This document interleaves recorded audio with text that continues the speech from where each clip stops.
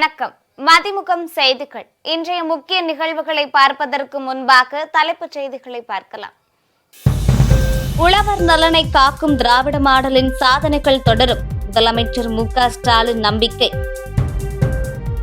ஊரக வேலை உறுதி திட்டம் மற்றும் நாட்டின் ஜனநாயகம் மீது புல்டோசர் ஏற்றி தகர்த்துள்ளது மோடி அரசு. மக்களவை எதிர்க்கட்சித் தலைவர் ராகுல் காந்தி குற்றச்சாட்டு.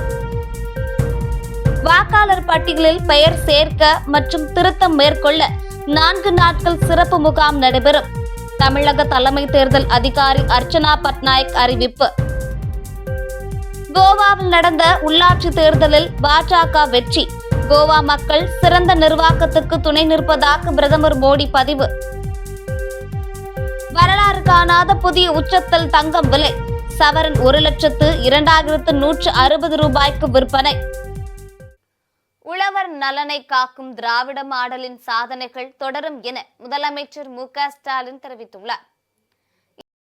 இது தொடர்பாக முதலமைச்சர் மு.க.ஸ்டாலின் வெளியிட்டுள்ள எக்ஸ் பதிவில், உலகத்தவரின் பசிப்பினி போக்கும் வேளாண் பெருங்குடி மக்களுக்கு தேசிய விவசாயிகள் தின வாழ்த்துக்கள் என குறிப்பிட்டுள்ளார்.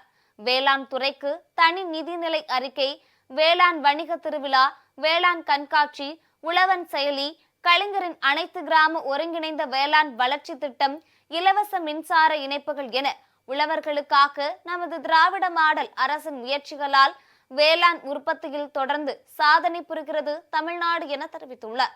உழவர்களை வஞ்சிக்கும் ஒன்றிய பாஜக அரசுக்கு எதிராகவும் போராடி உழவர் நலனை பாதுகாக்கிறோம் என கூறியுள்ள அவர், மகாத்மா காந்தி தேசிய ஊரக வேலை உறுதி திட்டத்தை குலைத்து விவசாய கூலி தொழிலாளர்களின் வயிற்றில் அடிக்கும் ஒன்றிய பாஜக அரசை கண்டித்து நாளை கண்டன ஆர்ப்பாட்டங்கள் நடைபெறும் என பதிவிட்டுள்ளார். ஊரக வேலை உறுதி திட்டம் மற்றும் நாட்டின் ஜனநாயகம் மீது மோடி அரசு புல்டோசர் ஏற்றி அளித்ததாக மக்களவை எதிர்க்கட்சித் தலைவர் ராகுல் காந்தி குற்றம் சாட்டியுள்ளார். இது தொடர்பாக மக்களவை எதிர்க்கட்சித் தலைவர் ராகுல் காந்தி வெளியிட்டுள்ள எக்ஸ் பதிவில், விபிஜி ராம்ஜி மசோதா குறித்து எந்தவிதமான பொது விவாதமோ அல்லது நாடாளுமன்றத்தில் முறையான விவாதமோ நடத்தப்படவில்லை. மாநில அரசுகளிடம் இருந்தும் இதற்கான ஒப்புதல் பெறப்படவில்லை என குறிப்பிட்டுள்ளார். இதன் மூலம் மோடி அரசு மகாத்மா காந்தி ஊரக வேலைவாய்ப்பு திட்டம் மற்றும் நாட்டின் ஜனநாயகம் ஆகிய இரண்டின் மீதும் புல்டோசரை ஏற்றி தரைமட்டமாக்கி உள்ளது எனவும், இது வளர்ச்சி அல்ல அழிவு எனவும் சாடியுள்ளார். இதற்கான விலையை கோடிக்கணக்கான உழைக்கும் இந்தியர்கள் தங்களின் வாழ்வாதாரத்தை இழப்பதன் மூலம் செலுத்த போகிறார்கள் என பதிவிட்டுள்ளார். வாக்காளர் பட்டியலில் பெயர் சேர்க்க மற்றும் திருத்தம் மேற்கொள்ள 4 நாட்கள் சிறப்பு முகாம் நடைபெறும் என தமிழக தலைமை தேர்தல் அதிகாரி அர்ச்சனா பட்நாயக் அறிவித்துள்ளார். தமிழகத்தில் வரைவு வாக்காளர் பட்டியல் கடந்த 19ஆம் தேதி வெளியிடப்பட்டது. அதில் 97 லட்சத்திற்கும் மேற்பட்ட வாக்காளர்கள் நீக்கப்பட்டுள்ளனர். அவர்களில் 66 லட்சம் பேர் இடம் மாறி சென்றவர்களாக காட்டப்பட்டுள்ளனர். இந்நிலையில் அவர்கள் வாக்காளராக சேர்வதற்கு 1 மாத கால அவகாசம் அளிக்கப்பட்டுள்ளது. ஜனவரி 18ஆம் தேதி கடைசி நாள் என தெரிவிக்கப்பட்டுள்ள நிலையில் திமுக சார்பில் 65,000த்திற்கும் மேற்பட்ட தேர்தல் முகவர்களும், அதிமுக சார்பில் 64,000 முகவர்களும் பணியாற்றி வருகின்றனர். தமிழகத்தில் வரைவு வாக்காளர் பட்டியல் வெளியிடப்பட்ட பிறகு இதுவரை 92,626 படிவங்கள் பெயர் சேர்ப்பதற்காகவும் 1007 படிவங்கள் பெயர் நீக்குவதற்காகவும் அளிக்கப்பட்டுள்ளது. இதனிடையே வாக்காளர் பட்டியலில் பெயர் சேர்க்க, திருத்தம் செய்ய 4 நாட்கள் சிறப்பு முகாம் நடைபெறும் என தமிழக தலைமை தேர்தல் அதிகாரி அர்ச்சனா பட்நாயக் அறிவித்துள்ளார். இந்த சிறப்பு முகாம் வருகின்ற 27, 28ஆம் தேதி மற்றும் ஜனவரி 3, 4 ஆகிய தேதிகளில் தமிழகம் முழுவதும் 75,000 வாக்குச்சாவடிகளில் நடைபெறுகிறது. மேலும் வாக்காளர் பட்டியலில் பெயர் சேர்க்க இதுவரை 6.11 லட்சம் பேர் விண்ணப்பித்துள்ளனர். கோவாவில் நடந்த உள்ளாட்சி தேர்தலில் பாஜக வெற்றி பெற்ற நிலையில் அம்மாநில மக்கள் வளர்ச்சிக்கும் சிறந்த நிர்வாகத்துக்கும் துணை நிற்பதாக பிரதமர் மோடி கூறியுள்ளார். மகாராஷ்டிராவில் நடந்த உள்ளாட்சி தேர்தலில் பாஜக கூட்டணி அமோக வெற்றி பெற்றிருந்தது. இந்நிலையில் சமீபத்தில் கோவாவில் நடந்த உள்ளாட்சி தேர்தலிலும் பாஜக வெற்றி பெற்றுள்ளது. வடக்கு கோவாவில் பாஜக 13 இடங்களிலும் காங்கிரஸ் 8 இடங்களிலும் வெற்றி பெற்றுள்ளது. மேலும் தெற்கு கோவாவில் பாஜக 10 இடங்களிலும் காங்கிரஸ் 1 இடங்களிலும் வெற்றி பெற்றுள்ளன. இது தொடர்பாக பிரதமர் மோடி வெளியிட்டுள்ள எக்ஸ் பதிவில், சிறந்த நிர்வாகம் மற்றும் வளர்ச்சி அரசியலுக்கு கோவா துணை நிற்கிறது எனவும், பாஜக கூட்டணிக்கு ஆதரவு அளித்த கோவா சகோதரர் சகோதரிகளுக்கு நன்றியை தெரிவித்துக் கொள்வதாகவும் குறிப்பிட்டுள்ளார். கோவாவின் வளர்ச்சிக்கான நமது முயற்சிகளுக்கு மேலும் உத்வேகம் அளிக்கும் என பதிவிட்டுள்ளார்.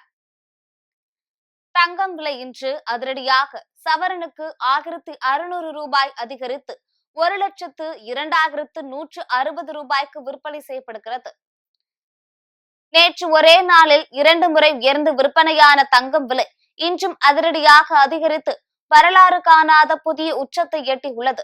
அதன்படி சென்னையில் 22 கேரட் ஆபரண தங்கத்தின் விலை கிராமிற்கு 200 ரூபாய் உயர்ந்து 12,770 ரூபாய்க்கு விற்பனை செய்யப்படுகிறது. மேலும் சவரனுக்கு 1600 ரூபாய் உயர்ந்து 1,02,160 ரூபாய்க்கு விற்பனையாகிறது. அதே போல் வெள்ளி விலையும் அதிரடியாக உயர்ந்துள்ளது. அந்த வகையில் வெள்ளியின் விலை கிராமிற்கு 3 ரூபாய் உயர்ந்து 1 கிராம் வெள்ளி 234 ரூபாய்க்கும் 1 கிலோ வெள்ளி 2,34,000 ரூபாய்க்கும் விற்பனை செய்யப்படுகிறது. பாகுபலி ராக்கெட் நாளை விண்ணில் ஏவப்பட உள்ள நிலையில் 24 மணி நேர கவுண்ட் டவுன் இன்று காலை 8:54 மணிக்கு தொடங்கியது. ஆந்திர மாநிலம் திருப்பதி மாவட்டத்தில் உள்ள ஸ்ரீஹரிகோட்டா சதீஷ் தவான் விண்வெளி ஆய்வு மையத்தில் உள்ள 2வது ஏவுதளத்தில் இருந்து நாளை காலை 8:54 மணிக்கு பாகுபலி ராக்கெட்டான LV-M3 M6 இஸ்ரோ விண்ணில் ஏவுகிறது. இதில் அமெரிக்காவை சேர்ந்த தனியார் நிறுவனத்துக்கு சொந்தமான 6.5 டன் எடை கொண்ட ப்ளூபேட் 6 என்ற செல்போன் சேவைக்கான செயற்கைக்கோள் பொருத்தப்பட்டுள்ளது. இந்த ராக்கெட்டுக்கு தேவையான எரிபொருள் நிரப்பும் பணி நிறைவடைந்தது. ஏவுதளத்தில் ராக்கெட் தயார் நிலையில் உள்ளது. இந்நிலையில் பாகுபலி ராக்கெட்டுக்கான இறுதிக்கட்ட பணியான 24 மணி நேர கவுண்ட் டவுன் இன்று காலை 8:54 மணிக்கு தொடங்கியது. தொடர்ந்து ராக்கெட் மற்றும் செயற்கைக்கோள்களின் செயல்பாடுகளை இஸ்ரோ விஞ்ஞானிகள் தீவிரமாக கண்காணித்து வருகின்றனர். சிவகாசியில் குடும்ப பிரச்சனை காரணமாக மனைவி மற்றும் பிள்ளைகள் மீது பெட்ரோல் ஊற்றி எரித்து கொலை செய்ய முயன்ற சம்பவம் பரபரப்பை ஏற்படுத்தியுள்ளது. விருதுநகர் மாவட்டம் சிவகாசி நகர் காவல் நிலையம் அருகே உள்ள முஸ்லிம் ஓடை தெருவை சேர்ந்தவர் அக்பர் அலி. இவர் குடும்ப தகராறு காரணமாக தனது மனைவி சையது அலி பாத்திமா, 2 பிள்ளைகள் மற்றும் மாமியார் சிக்கந்தர் பீவி ஆகிய 4 பேர் மீது பெட்ரோலை ஊற்றி தீ வைத்து கொலை செய்ய முயற்சித்துள்ளார். அப்போது அவர் மீதும் தீப்பற்றி எரிந்துள்ளது. இது குறித்து அக்கம் பக்கத்தினர் அளித்த தகவலின் பேரில் விரைந்து வந்த சிவகாசி தீயணைப்பு துறையினர் மற்றும் போலீசார் காயமடைந்தவர்களை மீட்டு சிவகாசி அரசு மருத்துவமனையில் அனுமதித்தனர். தொடர்ந்து இச்சம்பவம் குறித்து சிவகாசி டவுன் போலீசார் விசாரணை நடத்தி வருகின்றனர். காமராஜரை இழிவுபடுத்தி பேசிய முக்தாரை கைது செய்ய கோரியும் 100 நாள் வேலை திட்டத்தில் மீண்டும் மகாத்மா காந்தி பெயரை அமல்படுத்த கோரியும் வேலூர் மாவட்ட வருவாய் அலுவலரிடம் காங்கிரஸ் கட்சியினர் மனு அளித்துள்ளனர். வேலூர் மாவட்டம் சத்வாச்சாரியில் காங்கிரஸ் கட்சியின் வர்த்தக பிரிவு மாவட்ட தலைவர் எத்திராஜ் தலைமையிலான காங்கிரஸ் கட்சியினர் மாவட்ட வருவாய் அலுவலர் சிவசுப்பிரமணியனிடம் மனு அளித்தனர். அதில் முன்னாள் முதலமைச்சர் கர்ம வீரர் காமராஜர் குறித்து அவதூறாக பேசிய யூடியூப் சேனல் நடத்தும் முக்தாரை கைது செய்ய வேண்டும், இல்லை என்றால் அவரின் உருவ பொம்மை எரித்து அவரது வீட்டை முற்றுகையிடுவோம் எனவும் 100 நாள் வேலை உறுதியளிப்பு திட்டத்திற்கு மீண்டும் மகாத்மா காந்தி பெயரையே அமல்படுத்த வேண்டும் எனவும் குறிப்பிட்டிருந்தனர். செங்கல்பட்டு மாவட்டம் கிழக்கு தாம்பரத்தில் நடைபெற்ற சமத்துவ கிறிஸ்துமஸ் விழாவில் ஏழை எளிய மக்களுக்கு சட்டமன்ற உறுப்பினர் SR ராஜா நலத்திட்ட உதவிகள் வழங்கினார். செங்கல்பட்டு மாவட்டம் கிழக்கு தாம்பரம் வினோபா நகரில் ரசூல் பவுண்டேஷன் நிறுவனம் சார்பில் சமத்துவ கிறிஸ்துமஸ் விழா கொண்டாடப்பட்டது. அப்போது நிறுவனர் ரசூல் தலைமையில் 2000க்கும் மேற்பட்ட ஏழை எளிய மக்களுக்கு நலத்திட்ட உதவிகள் மற்றும் அறுசுவை மட்டன் பிரியாணி வழங்கப்பட்டது. இந்நிகழ்ச்சியில் தாம்பரம் சட்டமன்ற உறுப்பினர் SR ராஜா கலந்து கொண்டு சிறப்புரை ஆற்றி 2000த்திற்கும் மேற்பட்ட ஏழை எளிய மக்களுக்கு நலத்திட்ட உதவிகள் மற்றும் அறுசுவை உணவுகளை வழங்கினர். இதில் தாம்பரம் மாநகராட்சி மண்டல குழு தலைவர்கள் இந்திரன், காமராஜ், கழக பேச்சாளர் வேல்மணி மற்றும் பொதுமக்கள் பலர் கலந்து கொண்டனர். எத்தனை முனை போட்டிகள் நடந்தாலும் திமுகவை வீழ்த்த முடியாது என அமைச்சர் ரகுபதி தெரிவித்துள்ளார். புதுக்கோட்டை மாவட்டம் திமுக அலுவலகத்தில் மறைந்த புதுக்கோட்டை மாநகர செயலாளர் செந்திலின் 1ஆம் ஆண்டு நினைவு தினம் அனுசரிக்கப்பட்டது. இதில் இயற்கை வளங்கள் துறை அமைச்சர் ரகுபதி, சட்டமன்ற உறுப்பினர், மாநகராட்சி மேயர் உள்ளிட்ட அதிகாரிகள் மற்றும் திமுக நிர்வாகிகள் கலந்து கொண்டு மறைந்த செந்திலின் திருவுருவ படத்திற்கு மாலை அணிவித்து அஞ்சலி செலுத்தினர். இதனை அடுத்து மறைந்த மாநகராட்சி செயலாளர் செந்தில் இல்லம் வரை அனைவரும் மௌன ஊர்வலம் சென்றனர். தொடர்ந்து செய்தியாளர்களை சந்தித்த அமைச்சர் ரகுபதி, எத்தனை முனை போட்டிகள் நடந்தாலும் திமுகவை வீழ்த்த முடியாது எனவும், சாக்குப்போக்கு சொல்வதற்காக நயினார் நாகேந்திரன் இருமுனை போட்டி என்பதை முன்வைத்திருப்பதாக கூறினார்.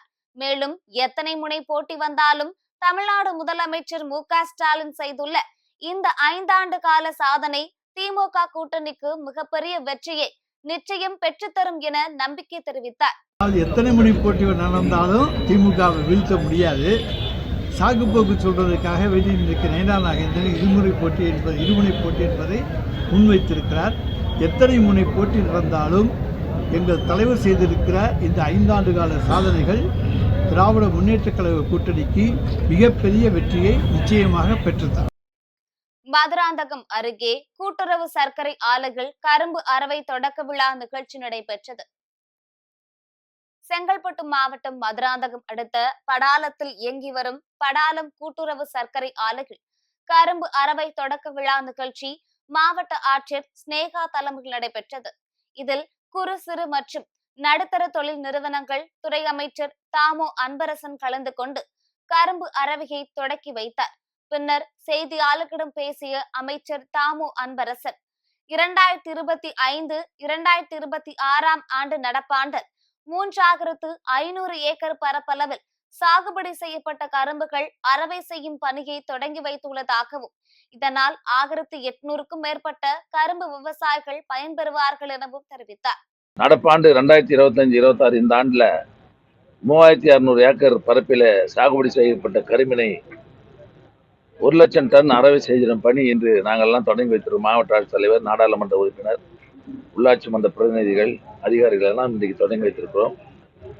இதனால ஒரு 1800க்கும் மேற்பட்ட விவசாயிகள், கரும்பு விவசாயிகள் பயன்பெற இருக்கிறார்கள் என்பதை நான் தெரிவித்திருக்கிறேன். நம்ம அரசு பொறுப்பேற்ற இந்த 4 வருஷத்துல 5,93,502 டன் கரும்பு அறுவை செய்யப்பட்டிருக்கிறது. கரும்பு அறுவை செய்யப்பட்டிருக்கிறது. இதனால 182 கோடியே 90,60,000 ரூபாய் கரும்பு விவசாயிகளுக்கு வழங்கப்பட்டிருக்கிறது என்பதை நான் தெரிவித்துக் கொள்கிறேன். கோவில்பட்டி அருகே உள்ள கிராமங்களில் ஒரே நாளில் அடுத்தடுத்து 9 ஆடுகள் திருடப்பட்ட சம்பவம் அதிர்ச்சியை ஏற்படுத்தியுள்ளது. கோவில்பட்டி அடுத்த ஆவல்நத்தம் சக்தி நகர் காலனியை சேர்ந்த முத்துராஜ் வழக்கம் போல் வீட்டு தொழுவத்தில் ஆடுகளை கட்டி வைத்துள்ளார். இந்நிலையில் நள்ளிரவு நேரத்தில் சுமார் 55,000 ரூபாய் மதிப்பிலான 2 ஆடுகளை மர்ம நபர்கள் திருடி சென்றுள்ளனர். இதேபோல் அதே கிராமத்தை சேர்ந்த சவுந்தர் என்பவரது வீட்டின் முன்பு கட்டப்பட்டிருந்த ஆடுகளை மர்ம நபர்கள் திருடி சென்றனர். மேலும் மூப்பன்பட்டி காலனி பகுதியை சேர்ந்த சமுத்திரம் என்பவரது 3 ஆடுகள் மற்றும் புளியங்குளம் ஆறுமுகசாமி என்பவருக்கு சொந்தமான 2 ஆடுகள், இளையரசனேந்தல் ஆத்தியப்பன் என்பவருக்கு சொந்தமான 1 ஆடு உள்ளிட்டவற்றை மர்ம நபர்கள் திருடி சென்றுள்ளனர். இந்நிலையில் இது தொடர்பான சிசிடிவி காட்சிகள் வெளியாகி பரபரப்பை ஏற்படுத்தியுள்ளது. கோவில்பட்டியை சுற்றியுள்ள கிராமங்களில் அடுத்தடுத்து ஒரே நாளில் 9 ஆடுகளை காரில் வந்த கும்பல் திருடி சென்ற சம்பவம் பெரும் பரபரப்பை ஏற்படுத்தியுள்ளது. சத்தியனர் காலனி, மூக்கம்பட்டியில் இலேஸ்னூர், புளியம்பட்டி கிட்டத்தட்ட ஒரு 13 ஆடு 14 ஆடு காணாமல் போயிருக்கு. ஆமாம், அதே கார் தான் வந்திருக்கு. அங்கிட்டு போகிற 2 காரு, இங்கே 1 காரு, அதே கார் தான். புட்டேஜ் எல்லாமே வந்து எடுத்துகிட்டு போயிருக்காங்க. நீங்கள் நடவடிக்கை எடுத்து எங்களுக்கு கொடுங்கய்யா. ஆமாம், ஆடை கண்டுபிடிச்சி கொடுங்க தயவு செஞ்சு. விவசாயம் பார்க்குறோம், கஷ்டப்படுறோம். விவசாயத்துலேயும் ஒன்றும் கிடையாது. நாளைக்கு இதே மாதிரி வேறு ஏதாச்சும் ஒரு பிள்ளைகள் நினச்சிக்கோங்க, ஒன்றும் பண்ண முடியாது. திருப்பூர் திருப்பூர் மாவட்டம் குண்டடம் பொங்கலூர் பகுதிகளுக்கு 24 நடமாடும் காய்கறி விற்பனை வண்டிகளை அமைச்சர்கள் சாமிநாதன் மற்றும் கயல்விழி செல்வராஜ் ஆகியோர் வழங்கினர். தாராபுரம் அடுத்த குண்டடம் பகுதியில் தமிழ்நாடு அரசு தோட்டக்கலை மற்றும் மலை பயிர்கள் துறை சார்பில் பொதுமக்களுக்கு தேவையான காய்கறிகளை நேரடியாக வழங்கும் வகையில் நடமாடும் காய்கறிகள் விற்பனை வண்டிகள் வழங்கும் நிகழ்ச்சி நடைபெற்றது. 7,63,000 ரூபாய் மதிப்பீட்டில் குண்டடம் மற்றும் பொங்கலூர் பகுதிகளை சேர்ந்த பொதுமக்கள் பயன்பெறும் வகையில் மொத்தம் 24 நடமாடும் காய்கறிகள் விற்பனை வண்டிகள் வழங்கப்பட்டன. இந்நிகழ்ச்சியில் அமைச்சர்கள் மூபே சாமிநாதன் மற்றும் கயல்விழி செல்வராஜ் ஆகியோர் கலந்து கொண்டு நடமாடும் காய்கறிகள் விற்பனை வண்டிகளை பயனாளிகளுக்கு வழங்கினர். இந்த திட்டத்தின் மூலம் பொதுமக்களுக்கு குறைந்த விலையில் தரமான காய்கறிகள் கிடைப்பதுடன் விவசாயிகளுக்கும் நேரடி சந்தை வாய்ப்பு ஏற்படும் என அதிகாரிகள் தெரிவித்தனர். அமெரிக்காவில் சிறிய ரக விமானம் கடலில் விழுந்த விபத்தில் 5 பேர் உயிரிழந்தனர். மெக்சிகோவில் உடல்நலக்குறைவால் பாதிக்கப்பட்ட குழந்தைகளுக்கு மேல் சிகிச்சைக்காக அமெரிக்காவின் டெக்சாஸில் உள்ள மருத்துவமனையில் சிகிச்சை அளிக்க ஏற்பாடு செய்யப்பட்டிருந்தது. இதனை அடுத்து மெக்சிகோ கடற்படைக்கு சொந்தமான சிறிய ரக விமானத்தில் உடல்நலம் பாதிக்கப்பட்ட சிறுமி, உறவினர்கள், பாதுகாப்பு படை அதிகாரிகள் என மொத்தம் 8 பேர் நேற்று அமெரிக்காவுக்கு பயணித்தனர். இந்நிலையில் அமெரிக்காவின் டெக்சாஸ் மாகாணம் கெல்வென்ஸ்டான் நகர் அருகே கடற்பகுதியில் விமானம் சென்று கொண்டிருந்தது. அப்போது திடீரென விமானியின் கட்டுப்பாட்டை இழந்த விமானம் கடலில் விழுந்து விபத்துக்குள்ளானது. இந்த விபத்தில் விமானத்தில் பயணித்த குழந்தை உட்பட 5 பேர் உயிரிழந்தனர். மீதமுள்ள 3 பேரை தேடும் பணி தொடர்ந்து நடைபெற்று வருவதாக மீட்பு குழுவினர் தெரிவித்துள்ளனர். மீண்டும் தலைப்புச் செய்திகள். உழவர் நலனை காக்கும் திராவிட மாடலின் சாதனைகள் தொடரும். முதலமைச்சர் மு.க. ஸ்டாலின் நம்பிக்கை. ஊரக வேலை உறுதி திட்டம் மற்றும் நாட்டின் ஜனநாயகம் மீது புல்டோசர் ஏற்றி தகர்த்துள்ளது மோடி அரசு. மக்களவை எதிர்க்கட்சித் தலைவர் ராகுல் காந்தி குற்றச்சாட்டு. வாக்காளர் பட்டியலில் பெயர் சேர்க்க மற்றும் திருத்தம் மேற்கொள்ள 4 நாட்கள் சிறப்பு முகாம் நடைபெறும். தமிழக தலைமை தேர்தல் அதிகாரி அர்ச்சனா பட்நாயக் அறிவிப்பு.